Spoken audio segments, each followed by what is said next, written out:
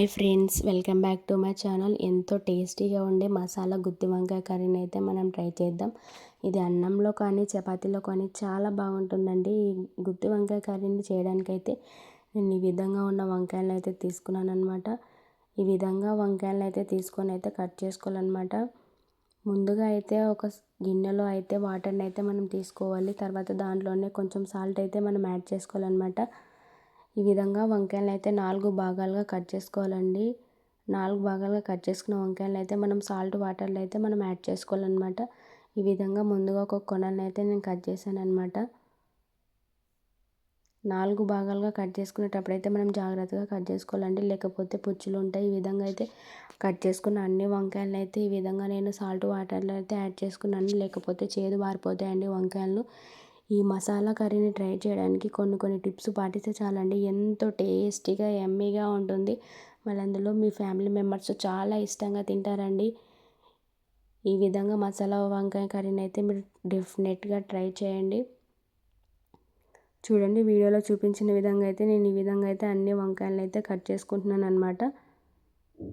మసాలా కొరకైతే ఒక చిన్న ప్యాన్ అయితే పెట్టుకోవాలన్నమాట. స్టవ్ మీద ప్యాన్ వేడయ్యాక అయితే మనం బుడ్డలు అయితే వేసుకోవాలన్నమాట.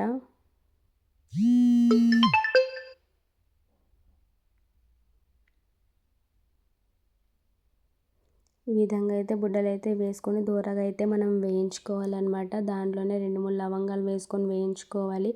అదేవిధంగా దానిలోనే 3 స్పూన్ల నువ్వులు అయితే వేసుకోవాలన్నమాట. నువ్వులు చిటపటలాడేంత వరకు అయితే వేయించుకోవాలి. వీడియోలో చూపించిన విధంగా అయితే అటు ఇటు కలుపుతూ అయితే మనం దూరగా వేయించుకోవాలన్నమాట.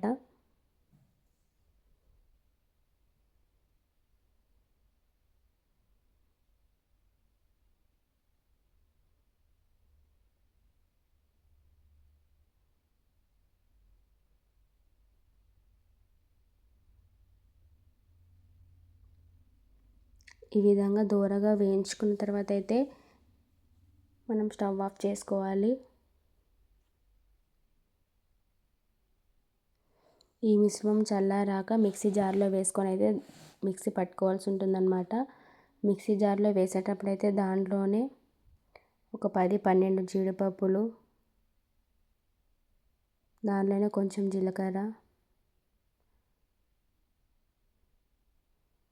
1/2 టీ స్పూన్ పసుపు, 2 స్పూన్ల కారము, ఉప్పు అయితే మీకు తగినంత అయితే వేసుకొని మిక్సీ పట్టుకోవాలన్నమాట.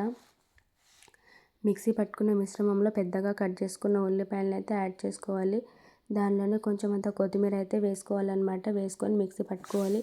ఈ మిక్సీ పట్టుకున్న మిశ్రమాన్ని అయితే ఒక గిన్నెలోకి తీసుకొని ముందుగా కట్ చేసుకున్న వంకాయల్లోకి అయితే ఆ మిశ్రమాన్ని నింపుకోవాలన్నమాట.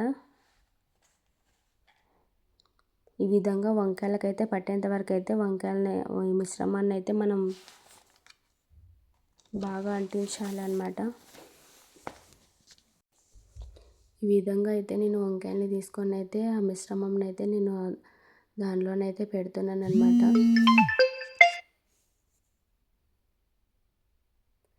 ఈ విధంగా అయితే అన్ని వంకాయలకైతే మనం ఈ మిశ్రమాన్ని అయితే పెట్టేసుకోవాలి.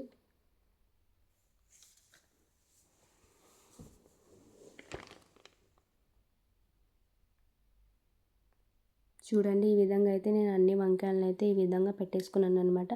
అదేవిధంగా ఒక కడాయి తీసుకొని దానిలోనే 3 స్పూన్ల ఆయిల్ వేసి దాంట్లోనే అల్లం పేస్ట్ని అయితే యాడ్ చేసుకోవాలి. అల్లం పచ్చివాసన పోయేంత వరకు అయితే వేయించుకోవాలన్నమాట. అదేవిధంగా దాంట్లోనే కరివేపాకు అయితే వేసుకున్నాను. కరివేపాకు కూడా బాగా మగ్గిన తర్వాత అయితే చూడండి, వీడియోలో చూపించిన విధంగా అయితే వంకాయలను అయితే నేను యాడ్ చేసుకుంటున్నాను అనమాట. ఆ వంకాయలు కూడా బాగా మగ్గించుకోవాలండి.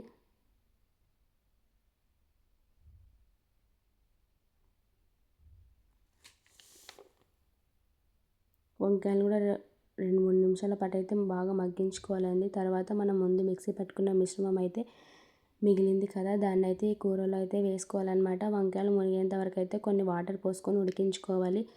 ఈ విధంగా 5 నిమిషాల పాటు, అంటే ఆయిల్ పైకి తేలేంత వరకు అయితే ఉడికించుకోవాలి అన్నమాట. చూడండి, ఈ విధంగా అయితే మంచిగా స్లోగా కలుపుతూ అయితే ఉడికించుకోవాలి, లేకపోతే మెత్తగా అయిపోతాయండి, మరీ సాఫ్ట్గా. ఈ విధంగా అయితే ముందుగా మిగిలిన మిశ్రమాన్ని అయితే మనం యాడ్ చేసుకోవాలన్నమాట. తర్వాత వంకాయలు అయితే మునిగేంత వరకు అయితే మనం వాటర్ పోసుకోవాలండి. ఈ విధంగా వాటర్ పోసుకొని అయితే ఉడికించుకొని చివరగా కొత్తిమీర వేసుకొని దించేస్తే ఎంతో టేస్టీ అయిన మసాలా గుత్తి వంకాయ కర్రీ అయితే రెడీ అయిపోతుందండి. ఇది అన్నంలో కానీ చపాతీలో కానీ చాలా టేస్టీగా ఉంటుంది. ఈ విధంగా వంకాయ కర్రీని ట్రై చేశారంటే కొంచెం కూడా వదిలిపెట్టకుండా తింటారు. మీరు కూడా డెఫినెట్గా ట్రై చేయండి. ఏ విధంగా వచ్చిందో కామెంట్ చేయడం మర్చిపోవద్దు.